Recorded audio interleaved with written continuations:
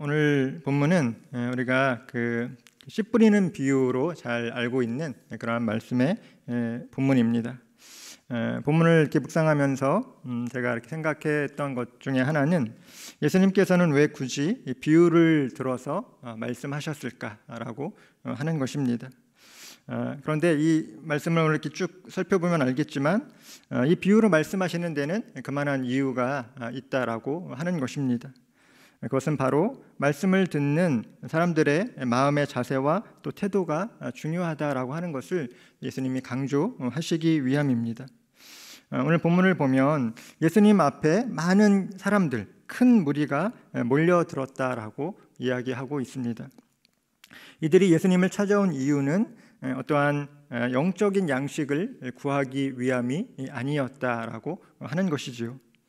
대다수의 유대인들은 예수님이 행하신 온갖 이적과 또 기사를 보면서도, 그리고 그분의 권세 있는 말씀을 듣고서도 예수님을 메시아로 인정하지 않았습니다. 그들의 죄를 회개하며 돌이키지 않았던 것입니다. 그들이 예수님께 몰려든 이유는 예수라고 하는 그 인물에 대한 호기심, 또 이 사람이 이스라엘 백성들이 기다리던 메시아라는 그런 소문에 혹시라도 자기에게 유익이 되는 것은 없을까라고 하는 그러한 막연한 기대감을 가지고 예수님 앞에 몰려들었다라고 하는 것을 우리는 알게 되는 것이죠.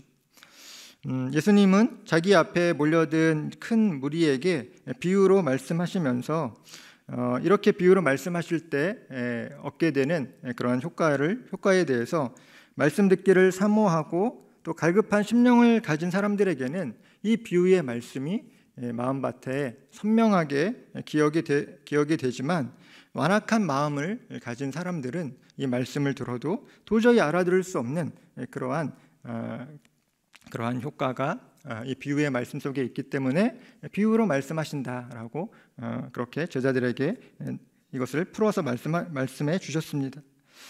그렇다면 오늘 이 자리에 나오신 우리 늘사랑 성도님들은 어떤 마음으로 이 자리에 나오셨습니까? 오늘이 설 명절의 마지막 휴일임에도 불구하고 이렇게 또 현장 예배로 나오시고 또 온라인으로 예배를 이렇게 함께 드리시는 것은 우리 성도님들의 마음이 이미 좋은 밭으로 기경되어 있다라고 저는 생각합니다.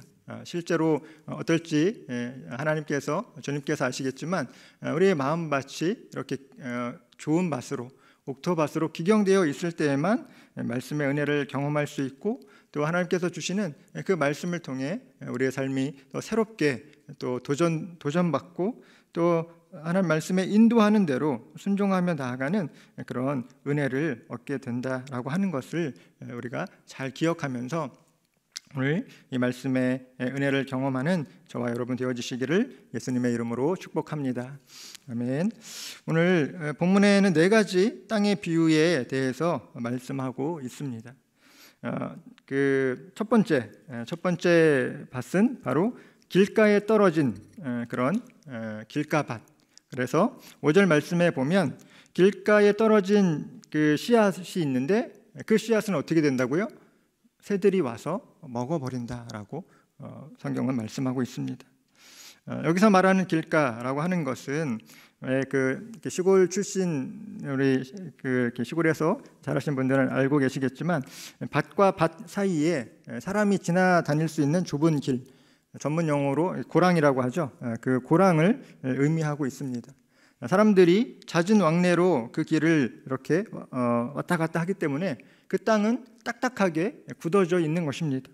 그래서 거기에 씨앗이 뿌려진다 할지라도 그 뿌리를 깊게 내리지 못하기 때문에 새들이 와서 그 씨앗을 이렇게 주워 먹고 마는 새의 먹이가 되어버리고 만다라고 성경은 말씀하고 있습니다.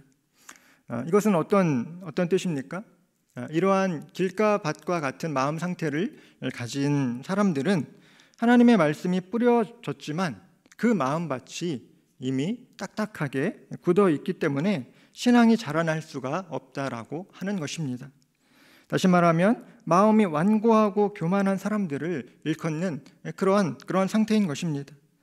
귀에 들리는 하나님의 말씀을 머리와 또 마음으로 가져갈 생각이 전혀 없는 그런 사람들이고, 한 귀로 듣고 한 귀로 흘린다라고 하는 이 말이 이 사람들의 상태를 설명하는데 적합한 그런 이야기인 것 같습니다. 예수님 앞에 나와서 논쟁하고 또 예수님을 올무에 걸어 넘어뜨리고자 한 바리새인과 서기관 같은 사람들이 바로 이러한 마음에 해당할 것입니다. 그 다음으로 등장하는 밭은 바위 위에 떨어진 그 돌짝밭이라고 우리가 흔히 알고 있죠. 바위 위에 떨어진 씨앗의 상태를 의미하고 있습니다. 6절 말씀에 나오는데요, 덜어는 바위 위에 떨어짐에 싹이 났다가 습기가 없으므로 말랐다라고 이야기하고 있습니다. 바위 위에 흙이 이렇게 살짝 덮여 있어서 여기에 씨앗이 떨어지면 그 씨앗이 뿌리를 내려도 그 바위를 뚫고 이 뿌리를 내릴 수 없기 때문에 뿌리를 깊이 내리지 못합니다. 그리고 그 식물은 곧 말라서 죽어버리기 마련이다라고 하는 것이죠. 여기에 속하는 사람들은 어떤 사람들일까요? 그것은 바로 복음을 듣지만 굉장히 피상적으로 이 복음을 듣는, 말씀을 이해하는 사람들입니다. 일시적으로 복음의 말씀을 듣고 또 그것을 이렇게 마음에 받아들일 수는 있지만 믿음의 뿌리를 깊게 내리지 못하는 사람들입니다. 마치 마음속에 커다란 바위 덩어리를 하나씩 안고 살아가는 그러한 사람들과 같다라고 이야기할 수 있습니다. 그 마음속에 마음을 차지하고 있는 이 바위가 너무나도 크기 때문에 그 인생의 모든 문제들을 그 바위로 상징되어지는 그 인생의 많은 문제들이 바위처럼 커서 하나님의 말씀이 그것을 비집고 들어갈 틈이 없는 그러한 상태를 의미한다라고 하는 것입니다.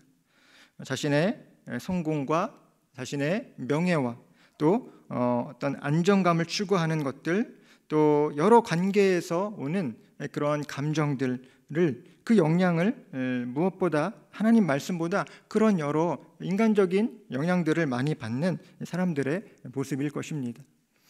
커다란 이 바위가 이렇게 크게 있어서 이 바위가 조금이라도 흔들리게 되면 그 복음의 씨앗은 그 자취를 감춰버리고 마는 것처럼 말씀이 이 안에서 깊은 뿌리를 내리지 못하고 또 결실을 할 수 없는 그러한 상황에 있는 사람들을 바로 이 말씀이 그렇게 이야기하고 있는 것입니다.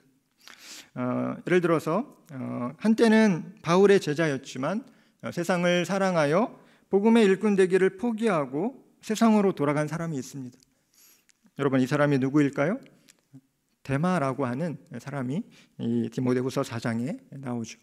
그리고 또 마가복음 10장에 보면 영생을 얻기 위해서 예수님께 찾아왔던 부자 청년의 모습이 나오는데, 우리 함께 이 마가복음 10장 21절과 22절을 함께 읽어보도록 하겠습니다.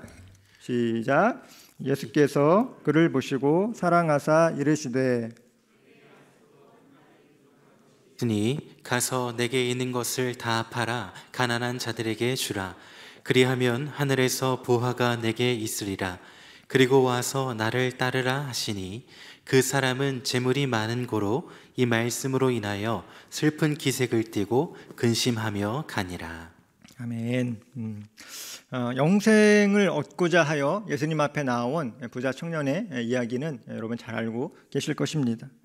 그러나 그 사람의 마음밭은 마치 이 바위 위에 떨어진 바위 위에 떨어진 씨앗과 같은 마음이라서 그 사람이 결코 포기할 수 없었던 그 재물로 인하여 예수님 앞에 영생을 얻지 못하고 예수님을 떠나갔던, 슬픈 기색을 띠고 근심하며 갔던 이 부자 청년의 모습을 우리는 기억할 수 있습니다. 이처럼 마음속에 커다란 바위가 있어서 하나님의 말씀이 들어갈 여력이 없다면 어떻게 해야 할까요? 그것은 바로 바위를 깨서 그것을 부수고 또 옮기는 그러한 작업이 필요하다라고 하는 것입니다. 우리 얼마 전에 1월 그 주빌리 강사로 오셨던 우리 정성진 그 목사님이 계신데요. 목사님이 그 목회를 마치시고 은퇴하셔서 해마루촌이라고 하는 그 비무장 주대 안에 이렇게 민간인들이 살 수 있도록 이렇게 조성된 그런 곳으로 거기서 이제 집을 사서 거기로 들어가서 이제 북한 땅을 바라보며 기도하시기 위해서 이사를 하셨습니다. 그런데 그 해마루촌, 우리가 또 뭐 통일촌 이렇게 알고 있는 그 땅이 사실 처음에는 굉장한 게 황무지였거든요. 아무도 돌보지 않는, 한국 전쟁 이후에 아무도 돌보지 않는 그런 땅이었는데 이 정부에서 이제 그 땅을 이렇게 민간인들에게 분양을 했습니다. 그래서 그 땅에 들어가서 살기를 원하는 사람들의 신청을 받아서 이제 그 땅을 기경하고 하는 그런 작업들을 많이 하는 데 있어서 정말 많은 어려움이 있었다고 해요. 돌짝밭과 같은 그러한 불모지를 기경하고 또 그것을 이렇게 그것에 씨앗을 심고 또 그것을 기름진 땅으로 만들기까지 정말 십수년의 노력이 필요했다라고 하는 것입니다. 그런데 지금은 그 땅이 너무나 비옥한 땅이 되어져 있다라고 하는 것이죠. 제가 근무했던 그 강원도 철원에도 이런 지역이 있습니다. 민간인은 들어가지 못하지만 허락받은 사람들이 이제 그곳에서 이렇게 거주하면서 그 민통선 안쪽에서 농사를 짓고 하는 그 땅을 보면 굉장히 비옥한 땅입니다. 지금 그런데 그 비옥한 땅이 되기까지는 거기 초기에 정착한 사람들이 굉장한 많은 노력과 수고를 했다라고 하는 그 이야기들을 이렇게 듣게 되었는데요. 이처럼 만약에 우리의 마음밭이 이런 커다란 바위가 있어서 하나님의 말씀이 들어갈 여력이 없다라고 하면 우리는 그것을 그냥 가만히 놔두면 되는 것이 아니라 그 바위를 깨고 또 바위를 부수고 또 그 마음밭을 기경해야 하는 그러한 노력이 우리에게 필요로 한다라고 하는 것이 또 이 말씀을 통해서 우리가 깨닫게 되어지는 그러한 부분이다라고 하는 것을 우리 함께 나누고자 합니다. 그 다음 말씀을 보면 이제 7절에 우리가 이렇게 나오는 가시떨기 위에 떨어진 그 씨앗이 나옵니다. 7절 말씀에는 덜어는 가시떨기 속에 떨어짐에 가시가 함께 자라서 기운을 막았다라고 말씀하고 있습니다. 말씀과 복음의 말씀이 마음에 자리를 잡고 뿌리를 내리기는 하지만 이 가시떨기가 햇볕이 드는 것을 막습니다. 그리고 그 그늘이 생기고 또 그러므로 말미암아 이 심겨진 씨앗의 성장을 방해한다라고 하는 것입니다. 말씀을 듣긴 들었지만 인생의 염려 또는 재물에 대한 유혹 또는 이 세상의 향락 가운데에 기운이 막혀서 온전히 말씀이 결실하지 못하는 그러한 사람들을 의미하는 것입니다. 텃밭에서 농작물을 갖고 본 분들은 알고 계시겠지만 어떤 농작물에 모종을 심으면 그것만 자라는 것이 아니라 모두 함께 자라게 되느냐면 잡풀들이 항상 함께 자라게 됩니다.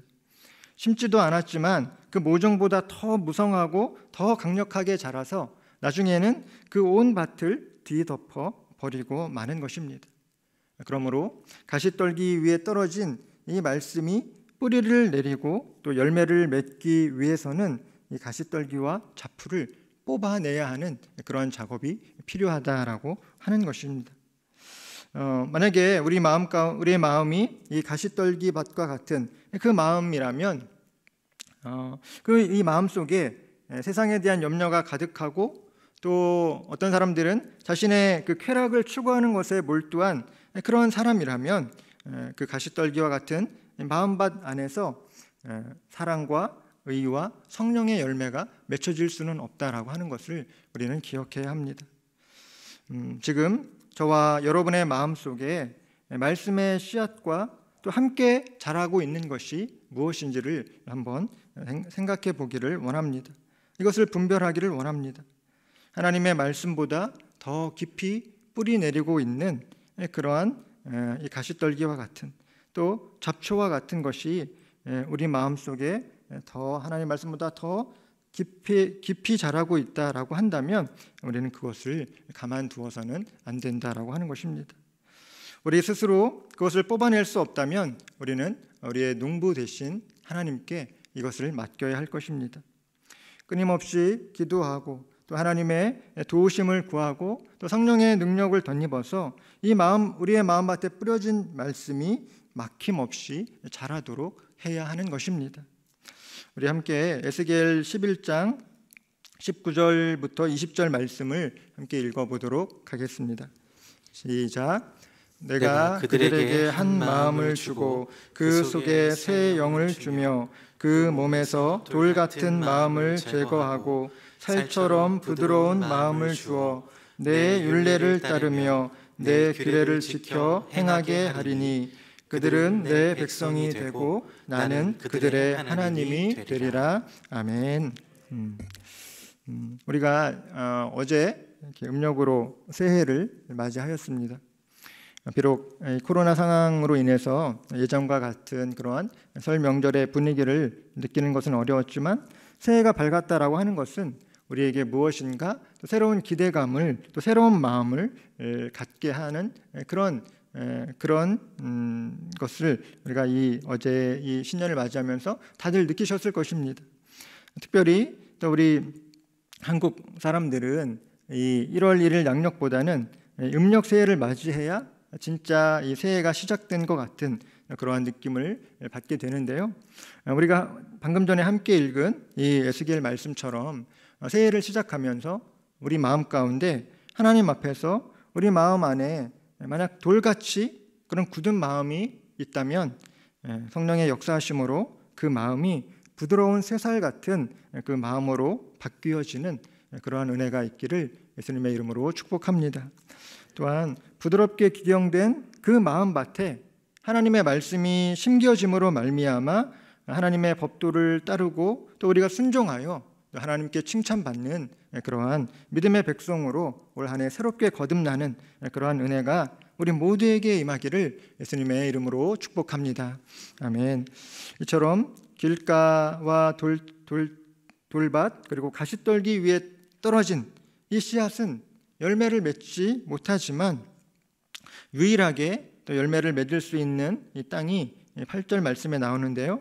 바로 좋은 땅에 떨어진 씨앗입니다. 좋은 땅이라고 하는 것, 그것은 그 땅이 기름지고 또 수분과 햇볕이 충분하고 잡초와 같은 장애 요인이 제거된 그런 땅을 일컫는 것입니다. 이러한 땅에 떨어진 씨앗은 100배의 결실을 맺는다라고 말씀하고 있습니다. 이 씨 뿌리는 자의 비유를 통해서 주님은 우리에게 무엇을 말씀하시는 걸까요? 복음이 전파되는 곳에는 언제나 사단의 세력이 쫓아다니면서 이 복음의 씨앗이 열매 맺는 것을 방해한다라고 하는 것입니다. 길가와 바위와 이 가시떨기가 상징하는 것, 그것은 바로 사단은 여러 가지 방법으로 하나님의 말씀이 열매를 맺지 못하도록 성도들을 가만 놔두지 않고 성도들을 찾아와서 그것을 방해한다라고 하는 것을 우리로 하여금 깨닫기를 원하시는 것입니다.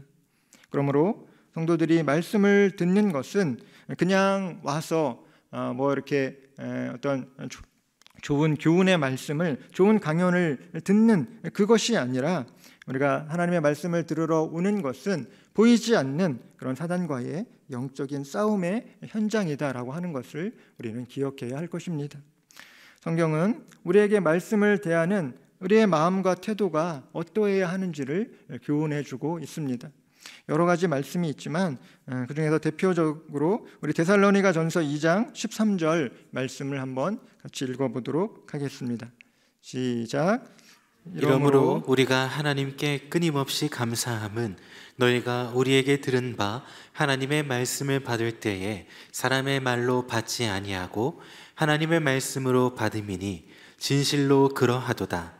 이 말씀이 또한 너희 믿는 자 가운데서 역사하느니라. 아멘. 아멘. 우리가 하나님의 말씀을 살아있는 하나님의 말씀으로 받는 올 한 해 우리의 모든 예배가 되어지기를 예수님의 이름으로 축복합니다. 아멘. 하나님의 말씀이 선포되어질 때 진실로 그러하도다. 그 말씀으로 말미암아 그 말씀을 믿는 자 가운데서 말씀의 능력이 역사하는 것을 또 경험하고, 또 그러한 역사들이 우리 공동체 안에 더 풍성하게 나타나는 그러한 우리 늘사랑 공동체의 올 한 해 모든 말씀 선포의 현장이 되어지기를 예수님의 이름으로 축복합니다. 아멘. 우리가 이 말씀을 듣는 우리의 마음과 태도가 너무나도 중요하다라고 하는 것이죠. 그래서 굉장히 기본적인 것이지만 예배가 시작되기 전에 10분 전에 20분 전에 미리 와서 이 말씀, 오늘 들을 말씀을 위해서 기도로 준비해야 된다라고 하는 것을 우리 잘 알고 있습니다. 그런데 이게 잘 지켜지지 않는 그런 또 우리 신앙의 고질적인 우리의 습관 가운데 하나가 예배 시간에 꼭 맞춰서 오거나 아니면 예배 시간에 조금 지각하는 그런 모습들이 우리 안에 있는 것 같아요. 그런데 이게 요즘에 많이 바뀌어졌습니다.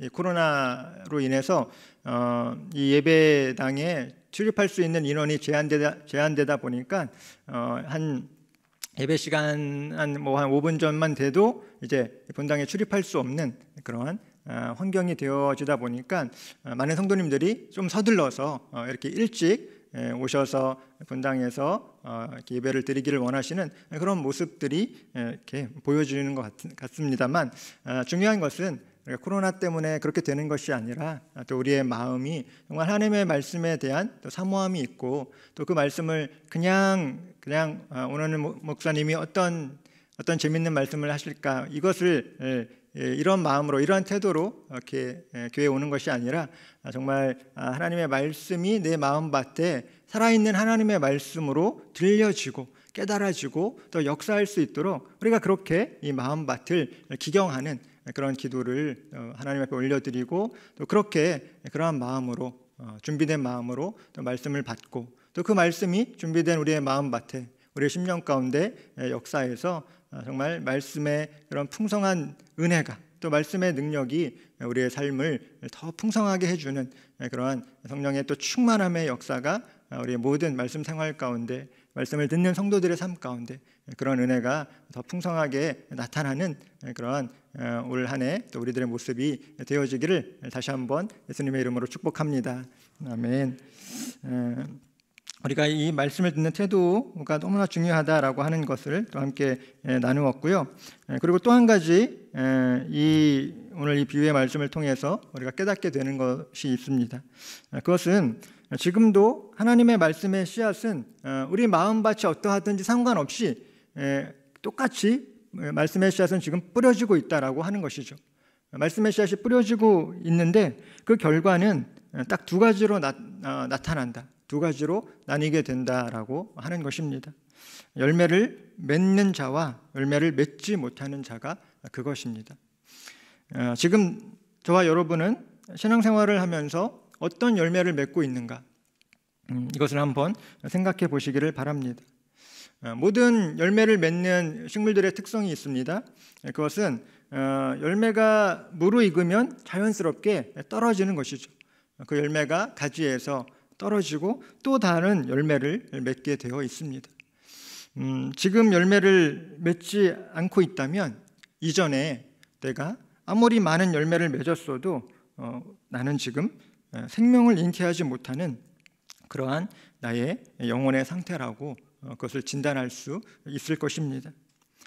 내가 예전에 예수님을 만나고 내가 예전에 예수님께 은혜 받은 그 기억 또는 그러한 추억으로 오늘의 신앙생활을 하고 있지는 않은지 우리의 신앙생활을 한번 돌아보기를 원합니다. 우리의 신앙생활에서 중요한 것은 어제가 아니라 바로 오늘이다라고 하는 사실입니다. 오늘 내가 예수님의 말씀으로 살지 않고 오늘 내가 예수님의 은혜 가운데 살지 않으면 어제의 기억은 아무런 소용이 없다라고 하는 것이죠. 마찬가지로 어제 내가 죄의 노예로 살았더라도 오늘 그것을 기억할 필요는 없습니다. 어제의 죄는 회개하고 죄 사함의 은총을 받으면 되는 것입니다. 예수님께서 그것을 우리의 죄를 회개한 죄를 기억하지 않으시겠다고 우리에게 말씀해 주셨기 때문입니다. 오늘 우리에게 주어진 삶 속에서 오늘 우리에게 주어진 그 시간을 통해서 살아계신 하나님께 나아가는 것이 중요하다라고 하는 사실을 여러분 잘 기억하시기를 바랍니다. 우리는 과거에 은혜 받은 것, 과거에 예수님을 뜨겁게 만난 기억으로 오늘을 살아가는 것이 아닙니다.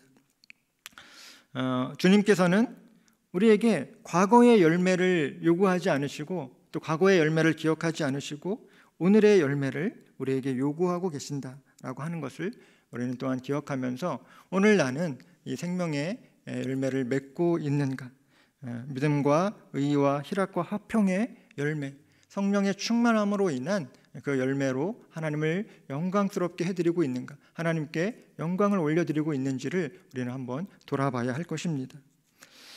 바라기는 오늘 이 자리에 함께한 저와 여러분의 마음이 하나님의 말씀 앞에서 옥토밭이 되어지기를 축복합니다.